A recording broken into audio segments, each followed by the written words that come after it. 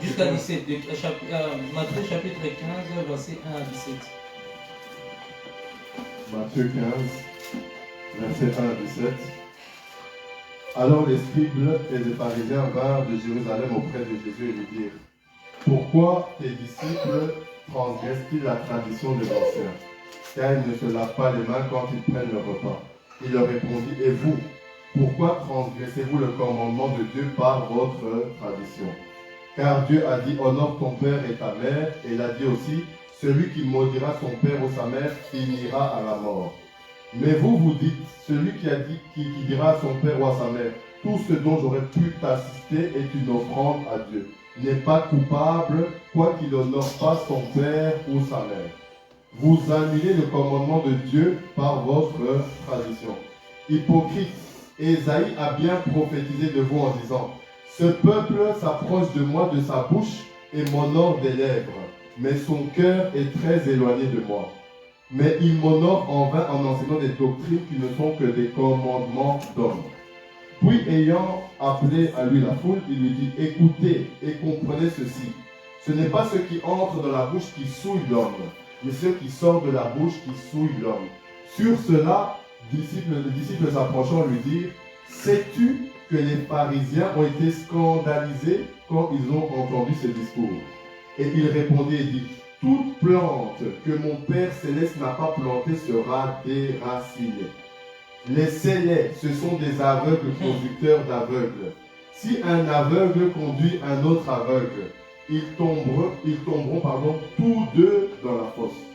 Alors Pierre, prenant la parole, lui dit: Explique-nous cette parabole. Et Jésus dit: Vous aussi, êtes-vous encore sans intelligence? Verset 17. Ne comprenez-vous pas encore que tout ce qui entre dans la bouche va dans le ventre, puis est jeté dans les lieux secrets? Amen, amen, amen, amen, amen, amen. Pourquoi je prends ces passages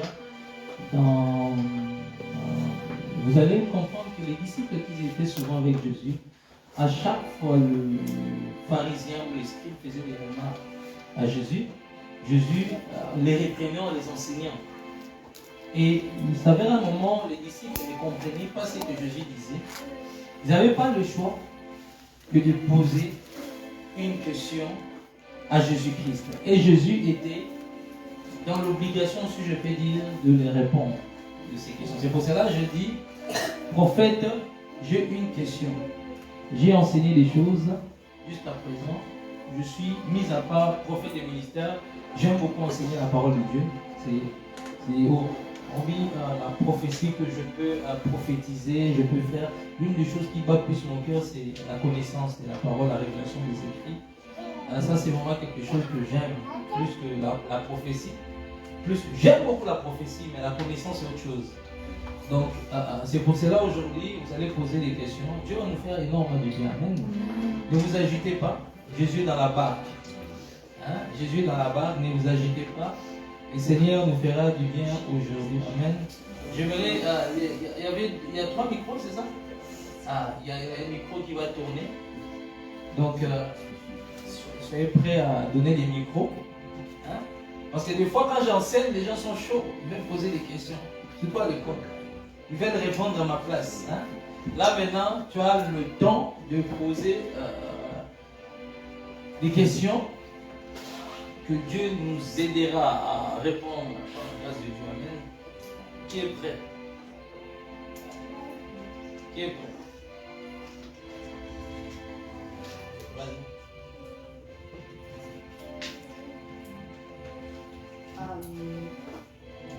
Dans le passé, j'ai entendu que si tu fais quelque chose de bien à quelqu'un et que les ténèbres de la personne est plus grande que ta lumière, ça pourra faire engendrer des retours ou quoi. Alors comment connaître en fait le niveau des ténèbres d'une personne et le niveau de la lumière que tu portes? C'est une très bonne question. Mais j'aimerais plutôt que tu poses d'abord la question par rapport à ce que je vous ai enseigné. Que ce soit dans le leadership, que ce soit dans tout. Ça, tu n'as pas des questions. Ok, ça c'est des choses que je répondrai tout à la fin. Surtout vous qui ceux qui sont ici, qui écoutent la parole, ceux que j'enseigne, il est très important de poser des questions par rapport à ce que j'enseigne. Amen. Il est vraiment très important. La question, ne t'inquiète pas, ta question, je vais répondre, d'accord? On va, un moment à la fin, tu vas reposer cette question maintenant, parce que là, j'aimerais d'abord que les questions soient posées par rapport à ce que j'enseigne à l'église. Et puis à la fin, je vais revenir, tu lèveras maintenant la main quand tout le monde passe, répondre à ta question. C'est une très bonne question. Ne l'oublie pas, garde la main. Et donc, je disais pour ceux qui viennent d'arriver, ça va? Très bien, je l'entends. C'est les petits frères de Steve. Et donc, les questions par rapport à ce que j'enseigne, je sais que Steve a beaucoup de questions. Je sais que beaucoup ici, ils ont beaucoup de questions, les enseignements que j'enseigne à l'église. J'aimerais qu'on me pose des questions. Maintenant, ceux qui ne viennent pas au culte, ils peuvent poser des questions. Je vous donne cette liberté-là par rapport à la Bible, par rapport à une pensée, si vous ne comprenez pas. Et puis, maintenant, si je vois que vraiment on a du mal à poser par rapport à ce que j'enseigne, là, on peut aller dans la question par rapport à autre chose. Amen. Mais pour l'instant, j'aimerais au moins des personnes me posent la question par rapport à ce que j'enseigne. Que ce soit dans le groupe des leaders, que ce soit dans l'église, que ce soit sur le monde des anges, que ce soit, j'ai enseigné sur le ministère des anges, sur le Saint-Esprit, sur la sanctification, sur le monde spirituel. Surtout le monde spirituel, c'est un message que j'enseigne le plus. Le monde des esprits, c'est un message sur le prophétique, sur le prophète, sur le type de prophète. Il y a tellement beaucoup de choses que j'ai enseignées ici. Amen. Aujourd'hui, je vais vous avoir, si vraiment vous allez étudier, c'est que là, si vous rentrez pour commencer à regarder un autre prédicateur, au lieu de réécouter ce que je vous enseigne, aujourd'hui, je vous ai attrapé. Je vous ai attrapé dans le filet. C'est grave, on réfléchit.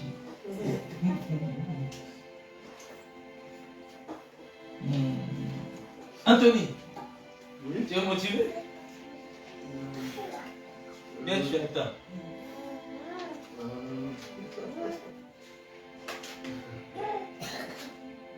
Credo.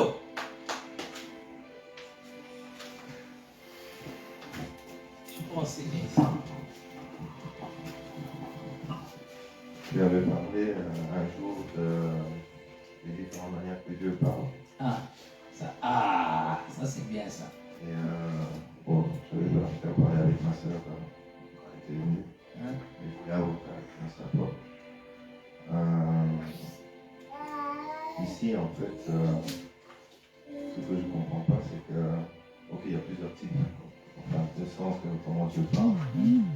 Mais en tant que père qu'il est, comment ça se fait qu'on ne peut pas l'entendre audiblement ou même le voir comme je te vois toi? Pourquoi on doit toujours passer par soit un prophète, soit par des rêves ou des songes? Pourquoi en fait ça ne se passe pas comme quand on se parle ou quand on se voit normalement? Ok, j'ai compris la question. Et aussi une chose,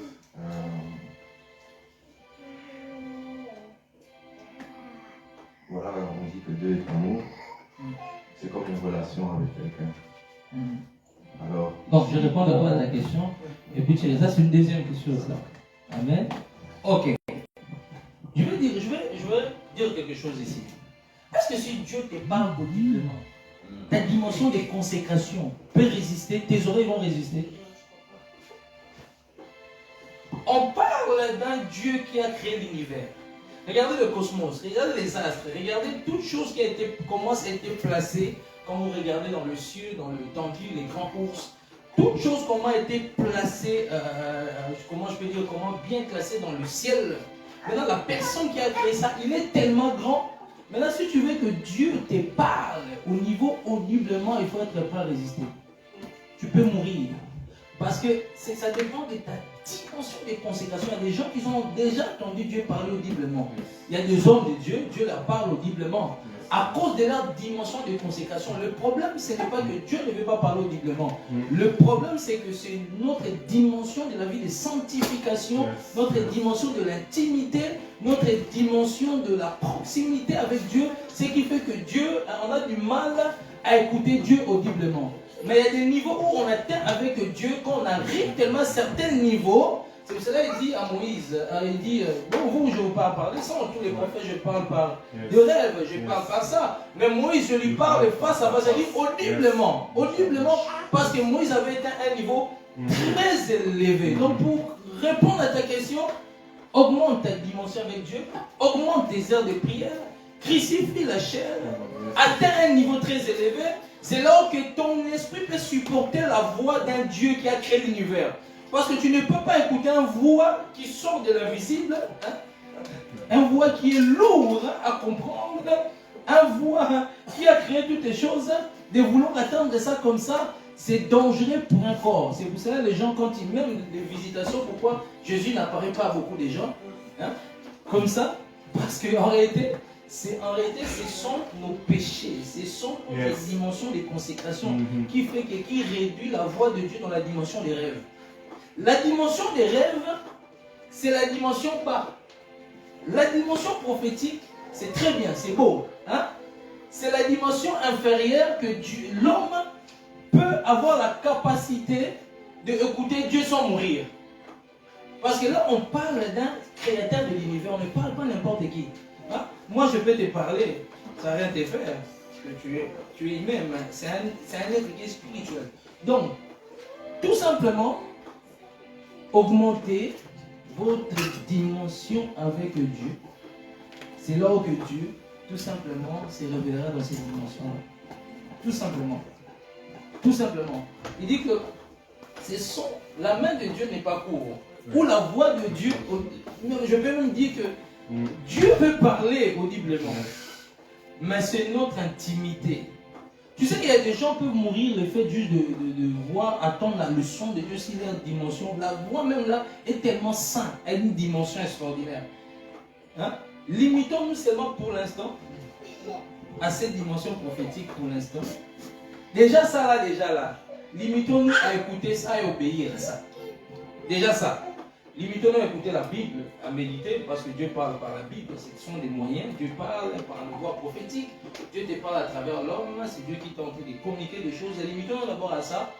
Quand on arrivera peut-être à des niveaux comme des nôtres, des niveaux comme des nôtres, des niveaux de la dimension de Adam.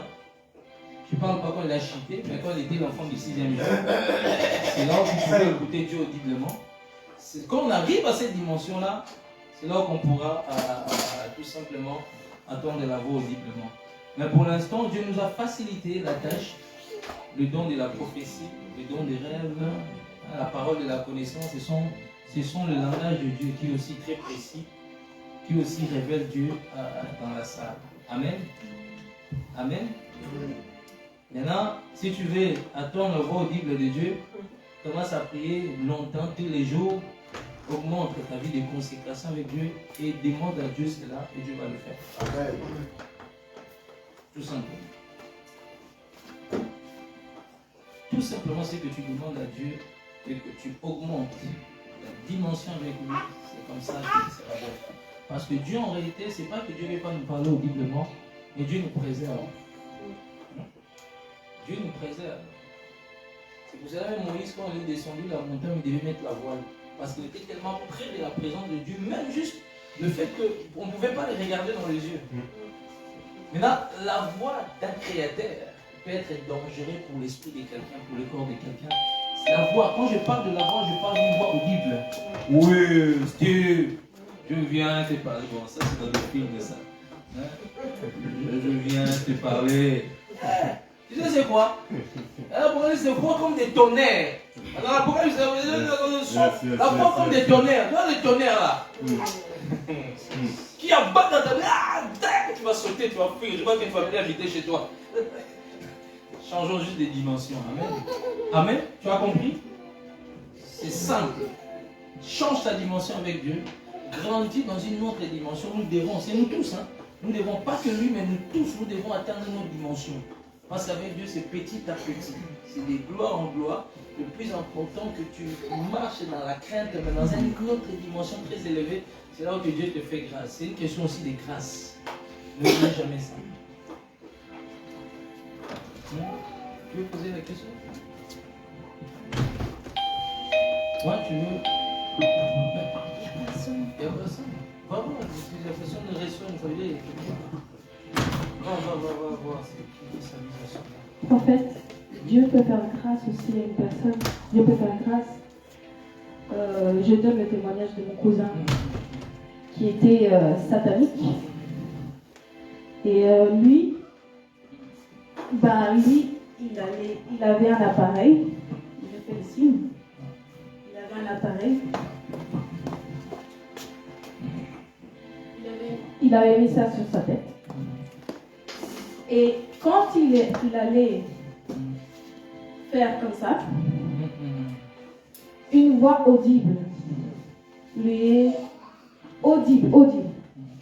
Ne fais pas ça. Et mon cousin, il s'est retourné. Il dit, mais qui m'a parlé? Et après, il a dit, non, je vois personne. Il reprend. Il allait appuyer. Et quand il appuie, quand il allait appuyer, une voix audible encore. Audible. Ne fais pas ça, je t'appelle, je t'ai créé. Il commence à trembler et il tombe par terre. Et maintenant, c'est un grand homme de Dieu. Il prêche la parole. Actuellement, il est dans les zones où il y a les Amérindiens, donc les Indiens. Il dit non, ça c'est des Indiens, ils ne sont pas calculés. Le Seigneur m'envoie là-bas. Il est un grand homme de Dieu actuellement. Il ressuscite les morts. Dieu, à travers lui, ressuscite les morts. Dieu guérit les malades. C'est un grand homme de puissance de Dieu. Donc parfois Dieu peut faire grâce. Donc, je vais demander par rapport à ça. C'est vrai que Dieu peut faire grâce. Dieu peut faire grâce, mais c'est un concept à part. Quelqu'un allait se suicider. On avait un frère dans le ministry, un Italien. Bon, la question à lui, c'est que Dieu parle audiblement. Ça, c'est depuis que Dieu a parlé, peut parler, il ne croit pas qu'il veut te sauver, mais tous les jours, il ne va pas te parler audiblement. C'est vraiment des cas, ce qu'on appelle des cas exceptionnels. Les cas exceptionnels, ça existe. Ça existe toujours. Mais attendre la voix de Dieu comme ça, là vraiment, il faut attendre. Moi aussi, j'avais eu ça même quand j'étais dans le monde. D'ailleurs, c'est le vendredi où je vais sortir avec toi. Un vendredi, je vais aller avec lui en boîte de nuit. J'ai entendu la voix claire. Avant, je ne savais pas que c'était la voix claire. Je crois que tu ne sors pas. Et puis, je l'ai appelé. On partait tous les vendredis à ce moment-là. C'est important de le savoir. Ce soir-là, j'ai entendu la voix. Ce soir, tu ne sors pas. Directement, je me suis dit, et j'ai contacté directement le bureau, c'est bon, on ne sort pas. Moi, je trouvais ça bizarre. Le lendemain, prophète, sur RTL Info, tir à la Kalachnikov à l'entrée du Fiesta Club. Tu vois, tir à la Kalachnikov à l'entrée du Fiesta Club. Et là, j'ai compris, pourtant je ne croyais pas, mais je savais que c'était Dieu. C'était clair, j'ai entendu comme je t'entends. Et ça c'était, comment dire, ça c'était même avant ma conversion. Même dans ma conversion, je l'ai entendu plusieurs fois. Mais en fait, moi je dirais que, en fait, souvent, la voix du Seigneur, elle est, comment dirais-je, en fait, ce qui est dangereux, c'est qu'on peut croire que la voix du Seigneur, c'est comme dans le film. Où, en fait, il est en même temps autoritaire, mais en même temps doux. Donc, il sait allier ces deux choses-là. Tu sens, je ne sais pas comment expliquer, prophète, tu sens en même temps une autorité, mais tu sens en même temps un amour profond. Tu vois? Donc, en fait, c'est comme il dit le bâton et la houlette. Donc, c'est comme si c'est un peu entre. C'est difficile à décrire, un prophète. Hein. C'est un peu entre les deux. Tu sais pas trop. Tu sais, en même temps, c'est autoritaire, en même temps, il y a l'amour, en même temps. En fait, tu es un peu perturbé. Quand tu entends cette voix, tu dis c'est doux, en même temps, c'est autoritaire, en même temps, tu sens que c'est la voix d'un père, en même temps, tu sens que c'est la voix de ton époux. C'est vraiment, il faut expérimenter parce que c'est beau. Et quand tu entends cette voix-là, ça t'accroche. Tu vois, Toi, c'est pas des voix que tu entends, c'est une voix, ça te... Comme Dieu disait, nous repère si ce n'est Dieu qui l'attire. En fait, c'est le genre de voix, comme dans les films un peu, ça t'attire. Tu vois, donc quand cette voix vient, ça t'interpelle, ça t'arrête. Tu vois, c'est un peu spécial, c'est ce que je voulais dire. C'est vrai, ce sont des expériences mais rares. Si on demande à chacun, c'est ce que tous les jours tu attends ça, il te dira, si la dernière fois tu as entendu ça, vous avez dit il y a 10 ans, il y a 8 ans, il y a 7 ans. La plupart du temps, quand Dieu parle, c'est souvent à l'intérieur ou par des rêves, par les songes et par des visions. Mais la voix audible là, ce sont souvent quand Dieu veut vraiment avertir quelque chose, c'est vraiment le cas exceptionnel qui fait grâce, comme ma femme m'a dit. Qui fait grâce.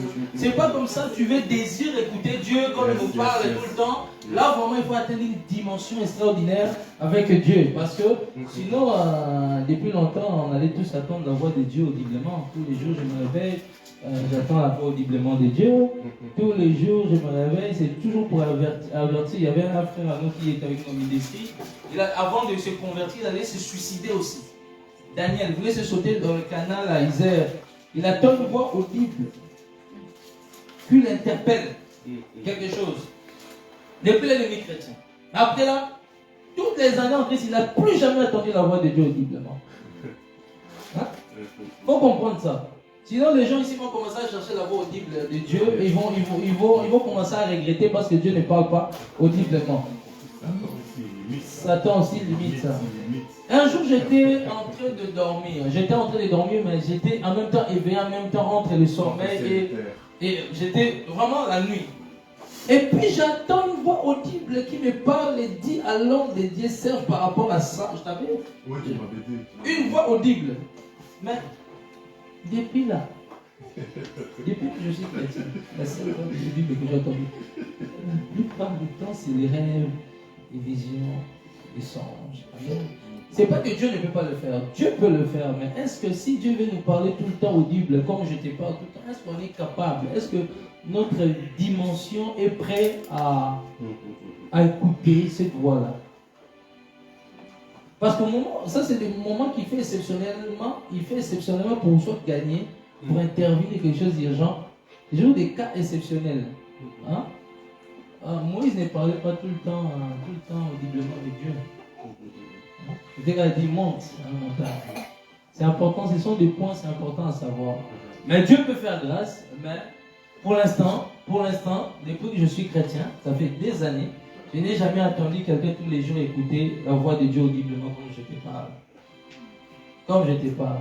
Pourquoi Dieu ne le fait pas? Parce qu'il sait pourquoi il ne doit pas le faire pour l'instant. Peut-être au plus profond des Amazonie, peut-être au plus profond là-bas, au Burkina Faso, peut-être quelqu'un a une grâce qui parle tout le temps avec Dieu audiblement. Pour l'instant, je ne sais pas. Je ne sais pas si quelqu'un a l'air actuel sur la terre que tous les jours il parle avec Dieu audiblement. C'est que je sais, Dieu parle tantôt d'une manière par les songes, par des rêves. On ne prend pas garde. Donc, ce sont des moyens. Et là, il a donné le don de la prophétie. Alain a donné le don de la parole des connaissances. Ce sont toujours l'Esprit Saint qui vient révéler. C'est poussé par l'Esprit que les hommes ont parlé. Donc, l'Esprit vient révéler la pensée de Dieu. D'ailleurs, même comme il a dit, la voix de Dieu aussi est spéciale. Il a plusieurs manières d'agir. Des fois, Dieu te parle au-dedans de toi, mais toi, tu es concentré que je vais seulement avoir qui m'apparaît. Hein? Ça, c'est aussi l'incrédulité. Dieu te parle d'une manière, d'une voix qui te parle, mais toi, tu veux que Dieu te parle. Oui, frère, tu dois aller là-bas acheter. Mais la voix qui te parle à l'intérieur, déjà, c'est déjà la voix de Dieu qui te parle. Bénissons déjà avec ce que Dieu nous donne de jour au jour. Grandissons dans la foi, grandissons dans la marche avec Dieu. Et comme ça que Dieu va nous faire du bien. Amen. Amen. Amen, Fredo. La question que je voulais me poser, c'est lié à ce que j'enseigne. La deuxième question. Sinon, on garde ça à la fin, tu vas reposer ça à la fin. Par rapport à si Dieu est amour, c'est ça que tu voulais dire? À la fin. Ok. On va garder ça à la fin. Si ce n'est pas lié à ce que j'enseigne, on va garder ça à la fin. Quelqu'un d'autre? Quelqu'un d'autre? et Salina. En fait, moi j'avais une question, c'est un peu lié avec le leadership, Oui, si je peux le poser maintenant. vas-y. En fait, tu nous as parlé de transmettre l'onction sur un objet. Ouais. Alors, vous avez, bon, pas pour cette veste, mais prié pour une veste. Il y avait l'onction qui était sur cette veste. Vous avez dit le... Tu es venu par la foi, tu m'as donné ta veste pour prier. Parce Oui, que j'ai oui. enseigné sur l'onction, comment on transmet l'onction même par les objets. Oui, c'est ça. Donc maintenant, ma question est, donc l'onction est sur cet objet. Est-ce que cet objet reste sur l'onction ou c'était seulement pour un temps? Très bonne question.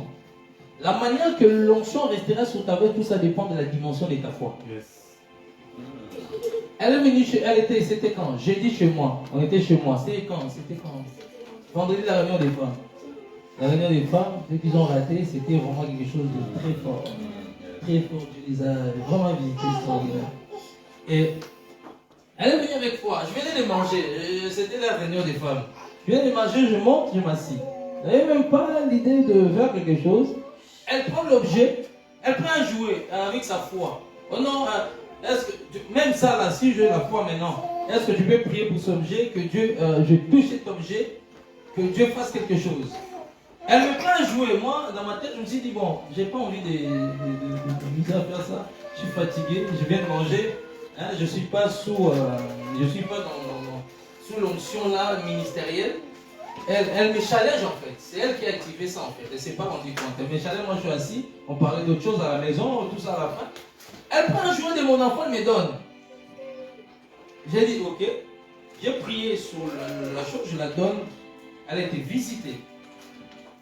J'ai dit tiens.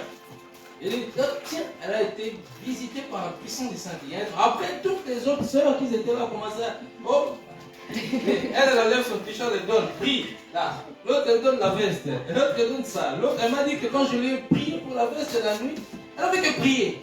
Elle avait seulement envie de prier. Elle avait seulement envie de prier. Et c'est possible, l'onction peut rester, tout ça dépend de ta dimension de foi. J'ai laissé quand même cette nuit encore sur le lit. Ah. Oui. Tout ça dépend de ta dimension de foi. Amen. Juste si un mouchoir pouvait guérir les malades sans dire un nom de Jésus, parce que le mouchoir c'est dans la Bible, dans le livre des Actes. Yes. Si un mouchoir, on ne disait pas le nom de Jésus-Christ, parce qu'au moment où la personne porte Jésus, tout ce qu'il fait, ça devient Jésus. Ça devient Jésus automatiquement. Donc un mouchoir qu'on peut poser sur la jambe de quelqu'un sans dire au nom de Jésus, le mouchoir devient déjà le nom de Jésus pour la personne. Amen. C'est bon? J'avais une Deuxième question. Ça, c'était par rapport à un enseignement que tu as fait sur le monde invisible. Oui. Mais c'était plutôt une question par rapport, tu as dit que nous sommes un esprit dans un corps avec un âme. Et tu parlais de les 5 sens. Ce que j'avais compris, c'est les 5 sens, ça fait partie de nos âmes, si j'ai bien compris. Mais maintenant, est-ce que les 5 sens, c'est aussi spirituel? C'est ça que j'ai pas bien. Quand on parle des 5, il y a une chose qu'il faut savoir. On parle en réalité dans l'homme, c'est l'esprit. C'est le souffle, pneuma. Le souffle de Tout-Puissant qui anime la personne. Donc l'homme est composé d'un corps et l'esprit. Ici, le corps qu'on porte, le vrai corps, c'est le corps intérieur. Ça, c'est juste un corps qu'on a emprunté pour soutenir sous le monde visible le corps spirituel que nous portons. Maintenant, dans le 5 sens, c'est quand on parle des 5 sens, c'est quelque chose de spirituel. Il y a quoi? La vue. Quand je parle de la vue, c'est quelque chose qui est spirituel. Le toucher, c'est pour cela, dans le toucher, je peux poser la main. Hein? La main physique, mais il y a la main spirituelle. On prie, la personne est guérie. Il y a quoi? Il y a l'huile, il y a l'odorat. Hein? L'odorat, c'est... je peux rentrer dans une salle et je peux sentir les odeurs mauvaises. Quelqu'un va me dire, bon, ça sent le parfum ici. Ça sent Igogos.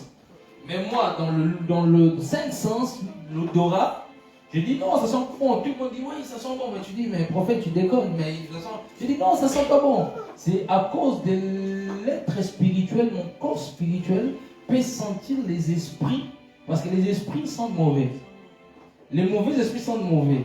Ben, moi, dans la salle, les gens disent ils sont bons dans cette salle. Mais moi, je sens que ça sent une odeur, même j'ai envie de vomir. À cause d'un démon qui est dans la salle. Ou bien un démon qui possède quelqu'un. Voilà. Donc, les 5 sens, ce sont des choses spirituelles. Ce sont des choses spirituelles qui attirent à ton corps spirituel. Okay. Et par exemple, maintenant, je sens la nourriture avec mon nez, mais on peut aussi sentir l'autre. C'est quoi la différence? La nourriture, si tu sens, tu es en train de sentir la nourriture. Oui. Tu sens quoi, les beignets? Non, c'est un exemple. Mais je vais seulement dire, est-ce que c'est les mêmes, on utilise les mêmes 5 sens pour les choses physiques et les choses spirituelles? Tout ce qui est normal quand on sent la nourriture, c'est notre côté physique. Oui, oui. Ah, si je passe là, je sens l'odeur des snacks, c'est notre sens physique. Oui, mais tout simplement. Je ne sais pas si vous comprenez ce que je veux dire. J'essaie de dire si les 5 sens sont les mêmes. Si par exemple la vue, c'est le même sens de la vue de l'esprit. Oui, quand on parle de la vue, on parle des yeux aussi. Quand on parle de la vue, on parle de quoi? C'est lié à tes yeux. Donc il y a les 5 sens physiques, il y a les 5 sens spirituels. Tout donc, simplement. C'est à part. C'est comme tu as le corps physique, tu as le corps spirituel. C'est comme tu as le cœur qui est physique, tu as l'âme qui est le cœur de l'esprit. Tout simplement. Parce que là où siègent les émotions, les caractères, c'est spirituel. Parce que tu ne vois pas l'impudicité. C'est dans la bouche. Jésus il dit quoi? C'est dans le cœur. Dans le cœur. Bon, le cœur qui parle, il est en train de parler des larmes. Parce que si le docteur ouvre ton cœur, il ne verra pas l'impudicité. Il va voir peut-être le sang. Hein? Donc il y a les 5 sens physiques et les 5 sens spirituels tout simplement. Ok, ça va? Oui, c'était ça ma question. Ah, ok. Vous voulez c'est par rapport à son témoignage, plutôt par rapport à ce qu'elle a dit, que si on voit un endroit, si c'était vrai ou pas. Alors moi, le témoignage que j'ai, ça fait pas longtemps non plus, c'est juste un prophète qu'on parlait et qui a oint une table, que le bras était dessus. Et là, il a dit 1, 2, 3 que l'onction de la guérison soit sur cette table pendant 3 jours. Et là, moi, j'avais un problème de ce côté-là. J'avais super mal pendant 1 mois. Juste le fait que mon bras était sur la table ce jour-là, à l'instant même, c'était... Amen. C'est pas par rapport à ce qu'elle a dit, c'est pour ça que je voulais... Amen. Je pense que j'avais dit ça à quelqu'un, je ne sais pas qui, qu'on peut toucher la table. En bas, quelqu'un qui est malade, c'était à qui? C'était à toi. C'est Dieu qui te rappelle encore ce que je t'ai dit. Et confirme seulement ce que j'ai dit. On peut toucher la table, quelqu'un, tu touches la table, toucher la table, il y a personne qui est malade et guéri. Il y a un homme qui est opéré dans la guérison, il était fatigué devant la foule. Il était fatigué, il a posé les jambes. Les guérisons. Et puis il a dit, bon, je suis tellement fatigué, j'ai plus d'énergie. Il a prié, il y avait comme un bar là. Il a prié, il a dit, tous ceux qui vont toucher, ils sont guéris. Au moment qu'il a dit ça, l'onction s'est mise là. Et donc lui, il se repose, parce que prier pour des milliers de personnes, c'est compliqué. Surtout qu'il y a plus je peux dire, 10 000 personnes qui sont malades. Il faut aller imposer la main. Et ce sont des choses qui existent. Elle voit comme... Enfin, moi, j'ai jamais su ça. Qu'on pouvait transmettre une nourrition dans quelque chose. Et de là, sur le coup même, je dis, quoi? Parce que c'était la première expérience. J'ai vu des pasteurs, des prêtres, des pasteurs, des prophètes guérir les gens au toucher, mais sur un objet, c'était ma première fois que je... Oui, tout est possible avec Dieu. Tout ça dépend de la foi de l'homme de Dieu ou de l'onction qu'il porte. S'il est religieux, il ne pourra pas faire ça. S'il ne porte pas une onction forte, il ne pourra pas faire ça. Tout le monde ne pourra pas faire ça. Il prie et puis il te donne, tu vas rien sentir, tu vas dire... Hein? Il faut que la personne qui le fait déjà porte l'onction. Il faut que la personne qui n'a pas l'onction. Tu vas dire, je prie, touche mon GSM. Et la personne va te regarder. C'est juste un GSM, c'est un iPhone. Donc, il faut porter quelque chose de fort. Même avec le piano. Même avec le piano, on peut jouer avec le touche des pianos. Même avec le piano, on peut augmenter de l'onction. En fait, avec Dieu, il n'y a rien d'impossible, on peut tout faire. Il y a des gens qui reçoivent l'onction par rapport parce qu'un homme de Dieu est assis là, il vient de s'asseoir, il reçoit l'onction. Hein? Il reçoit l'onction. Et je crois qu'il y a une fille d'Adina Bala. Adina Bala Adina Bala lui a dit, il a testé pour voir. Il a observé qu'est-ce qu'elle allait faire comme prière. Hein, Adina Bala, je crois qu'Adina Bala dit prie, mets ta main sur ma tête, prie pour moi. Peut-être que Adina Bala voulait voir. Et puis, la fille, il a volé l'onction, elle a dit, c'était fort. Elle a dit, à partir d'aujourd'hui, je prends toute l'onction qui est sur toi, papa, dans le nom de Jésus. Qu'est-ce que tu fais? Cette dame a commencé à guérir de fou au Congo. Il disait quand vous venez, lavez-le. Venez, le fou qui passe, il dit viens, fais-le rentrer à la maison. Allez les laver. Quand c'est là, boum, guéri. Parce qu'il a volé, il a dit, qu'est-ce que tu fais? Qu'est-ce que tu fais?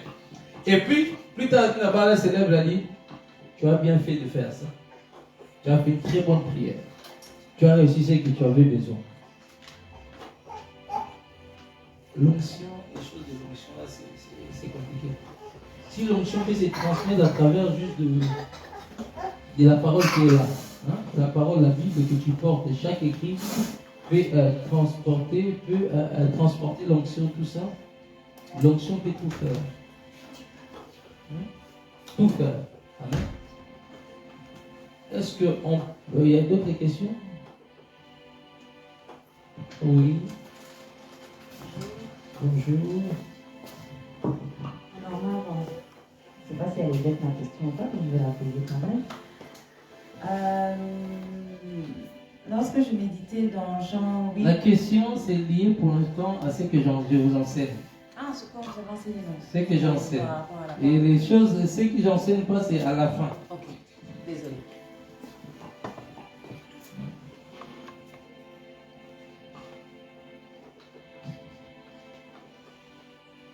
Si, tu as une question, tu sais déjà ça.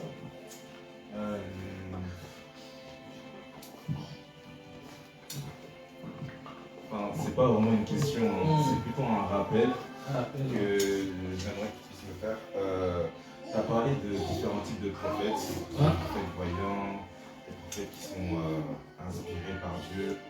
Et je voulais savoir si, parce qu'il y a plusieurs catégories de prophètes, je voulais savoir si, en fait, un prophète peut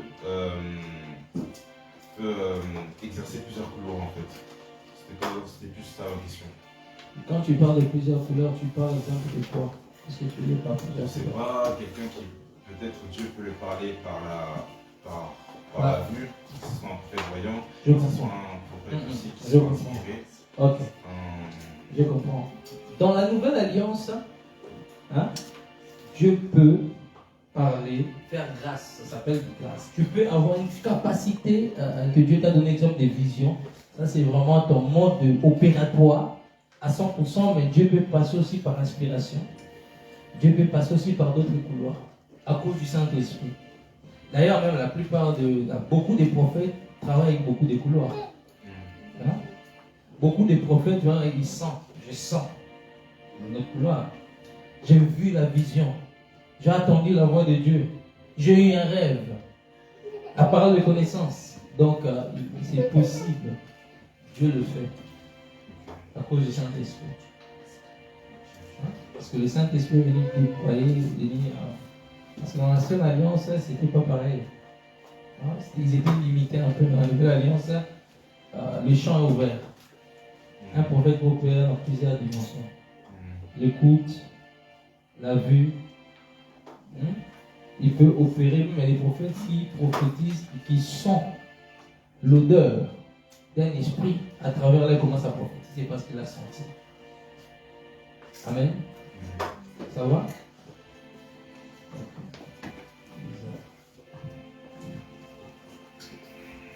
tu avais enseigné sur les 5 ministères. Et alors, on connaît voilà, les différents ministères, leur fonctionnalité et tout. Mais maintenant, il y a beaucoup de similarités entre le ministère évangélique et apostolique. Parce que ce que je comprends, c'est que les évangélistes, ils sont là pour gagner les âmes, les apôtres aussi. Mais est-ce que les apôtres, c'est plus pour fonder les églises, pour planter les églises Ok. Dans les 5 ministères, tous les ministères ont les mêmes fonctions, c'est d'enseigner et c'est de gagner des âmes. Hein? Un apôtre a appelé à gagner des âmes. Un prophète a appelé à évangéliser aussi. Ça n'a rien à voir avec le ministère, c'est ce qu'on appelle la grâce. Il y a ce qu'on appelle le ministère, il y a ce qu'on appelle la grâce que Dieu accorde. Parce que quand Jésus parcourait la Galilée, toutes ces villes-là, Jésus était un prophète, mais faisait le rôle d'un évangéliste. Donc ça veut dire que tout le monde est appelé à gagner des âmes. Ça c'est même la mandat, hein, la mission de base de tout corps pasteur, évangéliste, évêque, apôtre, prophète. Tout le monde a appelé à gagner des âmes. Tout le monde, dans le 5 ministères, tout le monde est appelé d'abord. Les 5 ministères, c'est d'abord enseigner le peuple. C'est faire asseoir le peuple. Maintenant, l'apôtre, lui, il vient bâtir. Quand on dit bâtir, il vient planter la doctrine aussi. Il plante la doctrine de l'église. Le prophète, lui, il vient ramener la vision de l'église parce qu'il voit par l'esprit. Le pasteur, le docteur, lui, il vient maintenant parce que lui, son enseignement est beaucoup plus aiguisé que quelqu'un qui a juste le don, qui a un ministère prophétique, mais qui a une grâce d'enseignant. Le docteur, lui, c'est vraiment sa fonction d'aller en profondeur. Il va te ramener des choses de maternelle, hein, le docteur. Il va tellement t'expliquer avec précision que tu vas voir pour faire un soi dans une autre dimension. Le pasteur, maintenant, c'est un berger. Bon, le ministère pastoral et docteur, c'est toujours lié ensemble. Parce que vous allez remarquer, la plupart des pasteurs, ce sont des docteurs. La plupart des docteurs, ce sont des pasteurs. Parce que maintenant, le pasteur, c'est celui-là qui est assis dans l'église. C'est celui qui peut le brebis. C'est lui qui encadre les brebis. C'est lui, souvent, les ministères pastoraux, ils ont une fonction de délivrance très fort, très fort. Donc, tout le monde, bien sûr, tout le monde est appelé à évangéliser. Ça va? Il y a une autre question? Pour les apôtres spécifiquement, tu as dit que c'est pour fonder. Les apôtres, en quelque sorte, ils sont là pour bâtir. Bon, ils bâtissent pas seulement les églises, mais même la fondation. Comme un sage architecte. Ce sont des architectes spirituels. Ils viennent mettre des fondations, là, il n'y avait pas des fondations. Parce que quand on vend des fer, je peux dire c'est ça, il y a eu des fondations. Parce qu'on ne peut pas, ça ne peut pas être solide s'il n'y a pas de bonnes fondations dès le départ. L'apôtre, lui, il vient mettre des fondations. Donc, si on a... Ok, donc il faut toujours un apôtre. Si vous allez, par exemple, bâtir une église, il faut qu'un apôtre vienne ou toi... Ok, il y a une chose que vous devez aussi savoir, dans la Nouvelle Alliance, je peux avoir la fonction d'un apôtre. Tout ça dépend du besoin de l'endroit où je suis. Tu peux être pasteur, tu es dans un endroit où il suscite un prophète, Dieu va te dire toi que prophète. À cause du Saint-Esprit. Le Saint-Esprit aujourd'hui, il est multifonction. Multifonction. Tu vois, mon ministère est prophétique, mais j'ai aussi la grâce apostolique. J'ai les 5 ministères.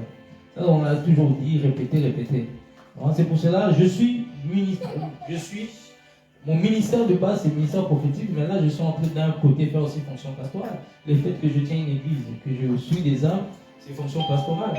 Pourtant, mon appel, ce n'est pas pasteur, c'est ministère prophétique, mais la grâce que je porte qui me permet de bâtir. Il fait chaud? Ça va, tout le monde, il fait chaud? On peut éteindre, hein? Vous pouvez éteindre le chauffage. Avant, il faisait très froid ici. Très très froid. Souvent, je suis parti chercher ça. Donc, qu'est-ce que j'étais en train de dire quoi encore? Ça va m'échapper. Est-ce qu'on peut fermer les yeux, s'il vous plaît? Merci Seigneur Jésus pour ta fidélité. Merci pour ta bonté, Père. Étends ta main, remplis ces lieux par ton feu du Saint-Esprit. Inonde ces lieux par ta puissance, par le nom puissant de Jésus-Christ. Remplis. Au nom de Jésus, au nom de Jésus, au nom de Jésus, au nom de Jésus, au nom de Jésus, au nom de Jésus.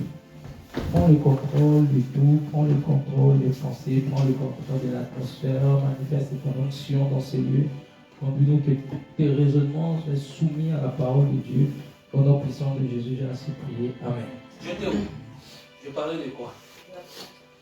De l'apôtre et quoi? La grâce apostolique. Je suis prophète des ministères par la grâce de Dieu, mais j'ai la grâce apostolique et j'ai la grâce d'un évangile. J'ai été même consacré à l'époque, ça c'était en 2016 ou 15, étant qu'un évangéliste. Donc j'ai commencé tant qu'évangéliste, j'avais cette grâce-là de gagner beaucoup des âmes. J'ai la grâce apostolique. Je suis appelé à bâtir les églises. Donc Dieu peut faire grâce à certaines personnes à avoir 5, d'autres qui peuvent en avoir 3. Tout ça dépend de la grâce que Dieu fait à chaque personne. Je ne serais pas forcément besoin de chercher un apôtre si Dieu m'utilise déjà tant qu'un apôtre. Ouais. Maintenant, ça dépend aussi des personnes. Il y a des personnes où, si vraiment dans l'église, il y aura vraiment des apôtres établis, c'est quand on arrivera à ce moment-là, si maintenant l'église doit être bâtie. Plus tard, qu'on a consacré des apôtres de ministère.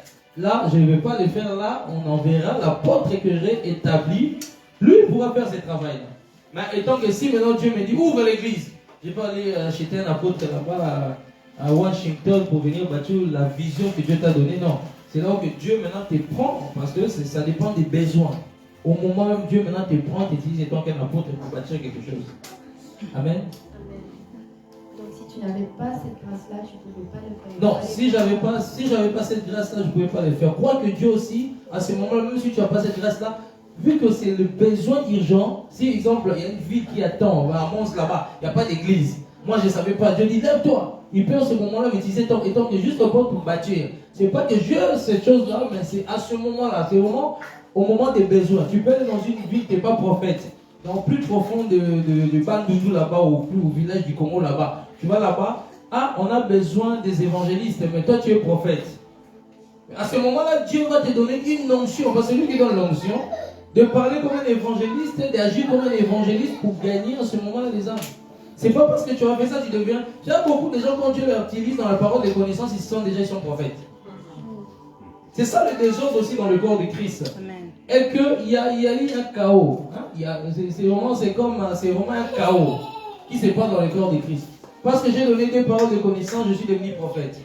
Parce que j'ai évangélisé, j'ai le ministère d'un évangéliste. Parce que Dieu m'a dit non, c'est vraiment, tu dois vraiment être appelé. Amen. Appelé par Dieu, sinon tu risques de mourir. Hein? Si tu n'es pas un lion, tu as un chat dans l'esprit, quand tu veux attaquer à des lions, tu penses que tu es lion, tu risques de te faire manger. Reste dans ta place, dans l'appel où Dieu t'a placé. Amen. Amen.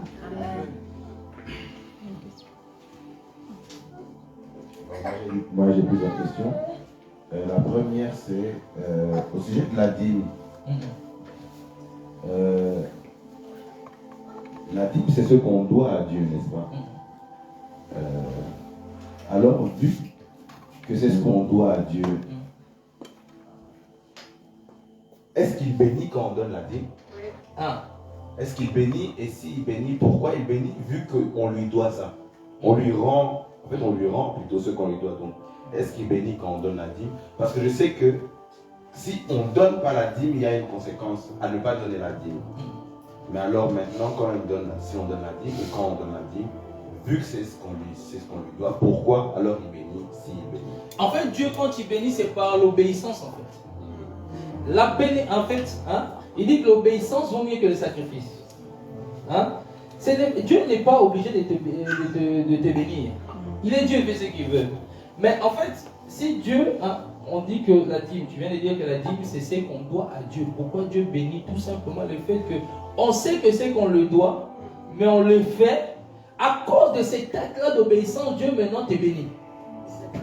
Tout simplement. Il te bénit juste à cause parce que tu as obéi. Parce que Dieu, en fait, c'est que Dieu aime. C'est l'obéissance à sa parole. Je vais dire, obéissez à mes paroles. Ceux qui gardent mes commandements, gardez mes commandements, quelque chose comme ça. Parce que Dieu te bénit en fonction de ton obéissance. Il peut aussi faire de temps en temps grâce à ceux qui n'obéissent pas, mais la dimension de la bénédiction, qui obéit, et celui-là qui n'obéit pas, c'est différent. Mais c'est vrai qu'il m'a dit, enfin, moi, pour le travail, j'ai eu trop de travail en fait. J'avais plus quoi. Amen. J'ai donné ma dîme, ben, j'ai toujours donné ma dîme, mais ça dépend sur quelle terre on la donne. Amen. Ça, je savais pas. Amen. Et une terre, mon prophète, je disais, ben là, j'ai commencé à porter son verre pour le travail. Amen. Amen. En fait, beaucoup de chrétiens, je ne sais pas pourquoi on est dans ce sujet, on revient au sujet de Dieu. Si Dieu veut en parler, on va en parler. Amen. J'ai déjà enseigné ça ici. Il y a une chose que vous devez savoir. Hein?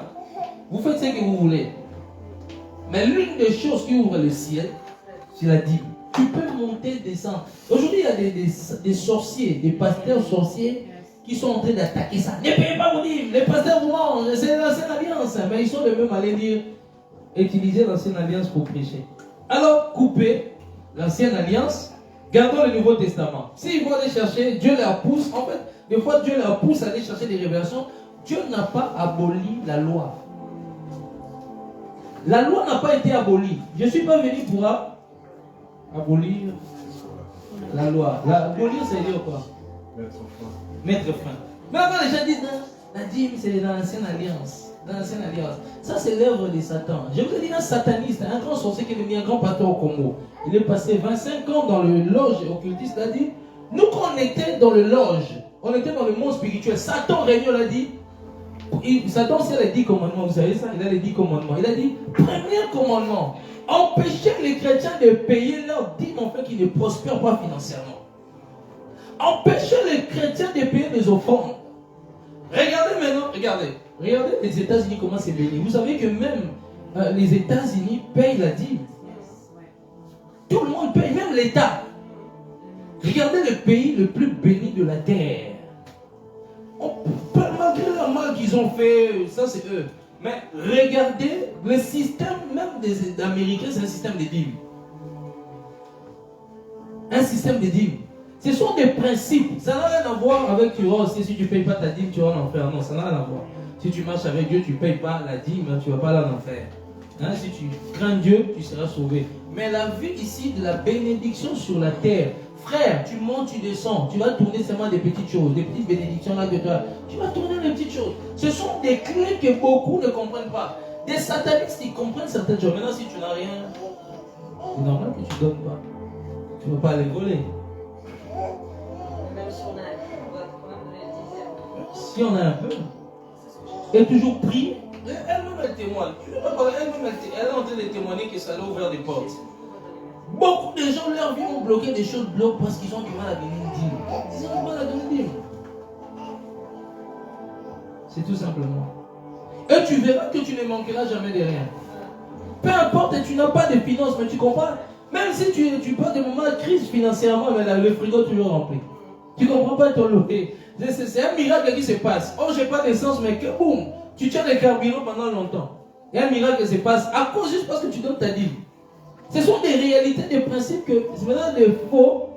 Hein? Des faux font cela en fait pour déstabiliser les hommes de Dieu. Aujourd'hui, les hommes de Dieu aujourd'hui passent leur temps. Tu sais, il y a beaucoup des hommes qui sont appelés à travailler à Dieu, à temps plein suivre beaucoup des hommes. Mais à cause que la francophonie a un message, il ne faut pas payer la dîme. Parce que ces choses-là aident pour l'église, aident pour payer les serviteurs de Dieu, aident aussi plus tard, si vraiment c'est beaucoup, payer aussi les chantres, les musiciens. Pour qu'ils ne vont pas travailler dans le monde. Parce que quand on travaille, on est fatigué 8 heures. Maintenant, on fait un culte avec une telle gloire. Maintenant, si quelqu'un travaille 8 heures, il a plus de force. Comment il va prier même 8, 5 heures, un pasteur va prier 5 heures pour dégager de votre onction? Parce que quand il regarde ici, bon, moi j'ai un loyer à payer, moi j'ai une femme à nourrir, j'ai ça. Comment je peux atteindre notre dimension si le peuple, ils ont la mer à terre pour aider? Tu sais qu'aux États-Unis, les églises des pasteurs sont payées. Et ça leur permet de creuser Dieu en profondeur dans la prière, de venir vous bénir notre dimension. Que vos portes s'ouvrent notre dimension. Et le message de Satan, c'est de bafouiller ça. Oh non, c'est les escrocs, c'est les escrocs. Comme ça, comme ça, comme ça. Ah, ils viennent pour voler. D'ailleurs, même ici, je n'ai jamais venu demander l'argent à quelqu'un. Mais quand les gens ne me donnent pas la dîme, je viens pas, je t'envoie pas une carte, une carte en boîte aux lettres, facture. Il y en a qui t'envoient même un courrier. Ce mois-ci, tu n'as pas payé ta dîme. Paye ta dîme sous nos Malachi. Toi, Bishop. Non, je ne ferai jamais ça. Il faut juste que tu deviennes mature à comprendre ces choses-là. C'est pour ça qu'il y a des gens dans l'église, leurs finances est bloquées, ils ne comprennent pas, ils croient que c'est Satan. Non, parce que tu ne payes pas la dîme. Après, c'est Satan, Satan va attaquer Satan. Satan aussi souffre des fois. On cherche tout l'homme, cherche toujours beaucoup, mes sœurs. Il faut tout quelqu'un, il doit toujours accuser quelqu'un. Il ne dira jamais c'est ma faute. Il va tout accuser quelqu'un. Ce sont des clés et des principes. Et même les satanistes ont compris. Quand il y a des tremblements de terre, ils vont aller s'aimer. Ils comprennent les lois spirituelles en fait. Il y a des stars aux États-Unis mondaines, mais qui vont mettre de l'argent dans l'église. Ils savent la loi, la Bible parle de la loi des semer et récolter. Ce sont des principes spirituels.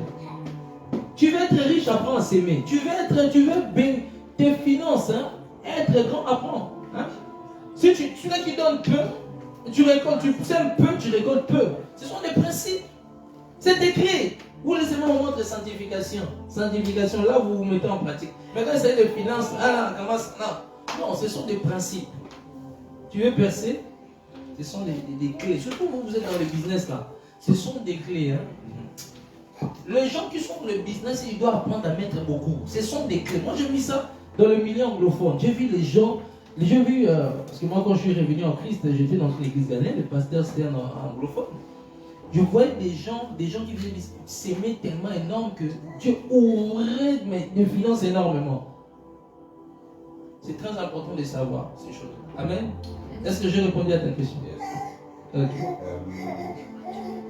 Concernant l'onction du Saint-Esprit, tu dis souvent que l'onction, c'est, on va dire, la dimension du Saint-Esprit quand il se transforme en dimension de puissance. Maintenant, quand tu touches l'objet et qu'il y a l'onction qui reste sur l'objet, c'est quoi qui reste sur l'objet? Ok. Quand tu touches l'objet, exemple, je prends... donnez-moi un truc. Donnez-moi un objet. Donne-moi un micro. Donne-moi. Vous voyez? Je porte l'onction sur moi. L'objet ne porte pas l'onction. Ok? Ça ne porte pas l'onction. Le fait que moi, je dégage l'onction sur moi, je prends ça là, je prie avec foi, il y a une partie, je prends l'exemple, si je mets l'huile sur ma main, hein, je touche ici, est-ce que l'huile va rester ici? Oui. Et ma main aura aussi l'huile, non? Oui. Est-ce que ma main va sécher? Non. Ma main ne va jamais sécher. Parce que ma main, l'huile que je porte ici, elle transfère automatiquement dans l'objet. Elle reste. En vérité, c'est l'onction. Maintenant, si je veux, exemple, opérer des miracles, je prie sur ce truc, l'onction vient se mettre là. Automatiquement, c'est l'onction qui reste là, maintenant, qui travaille dans cet objet-là. Parce que je me suis concentré, j'ai demandé à Dieu de rendre ces choses-là. Au moment où j'ai fait une prière par la foi que je fais maintenant, l'onction maintenant, elle vient demeurer dans ça. Amen. L'huile maintenant que je tiens, quand je le fais que je touche ici, l'huile elle reste là. Toutes personnes qui vont toucher, ils vont sentir la graisse dans leurs mains. C'est tout simplement. Mais c'est ça que je dis. Ce qui reste sur le micro. C'est l'onction. C'est l'onction. Mais l'onction là, c'est quoi? Est-ce que c'est une part? C'est une part de la dimension de l'esprit. De l'esprit. Donc c'est juste cette part. C'est une partie. Voilà. C'est pas que tout ton ancien partie là, non. C'est une partie, c'est comme si j'ai du pain, je coupe un bout de pain, je donne. Mais je reste toujours avec le pain. Mais le bout que je coupe, quelqu'un peut manger. Si je coupe plusieurs bouts, je reste toujours, je sais que je vais garder une partie. Il y a plusieurs personnes qui vont manger le pain. Est-ce que vous comprenez cette image? Mais je resterai toujours avec le bout du pain. Que moi je vais garder, souvent le bout du pain que nous on garde, c'est toujours beau. Alors on coupe le pain, même à l'époque quand on coupait quelqu'un, un sandwich, on ne coupait pas les grands bouts. La plupart du temps, on coupait un petit morceau. Amen, ça va? Ça a été clair? Oui. Avant qu'il réponde et puis mes dans le même sens. Ah, mais le même sens. Mais dans le sens maintenant par rapport à la Sainte Seine, est-ce que c'est la même chose alors avec la Sainte Seine? Parce que la Sainte Seine, quand on prie ou quand on boit un verre d'eau, est-ce que... Pardon. par rapport à l'onction. Parce que des fois, on prend la Sainte Seine, mais comment ça se fait que ça a une action comme un objet oui, sur lequel on prie? Est-ce que ça aussi c'est l'onction ou c'est autre chose? Ok, par rapport à la Sainte Seine, il y a une chose que vous devez savoir, c'est un ordre que Jésus a donné. Si un ordre que Jésus a donné, il a déjà oué ça. Dieu dans l'éternité. Parce que quand il dit mangez ma chair, c'est l'image de la Sainte Seine. Buvez mon sang, c'est l'image de la Sainte Seine.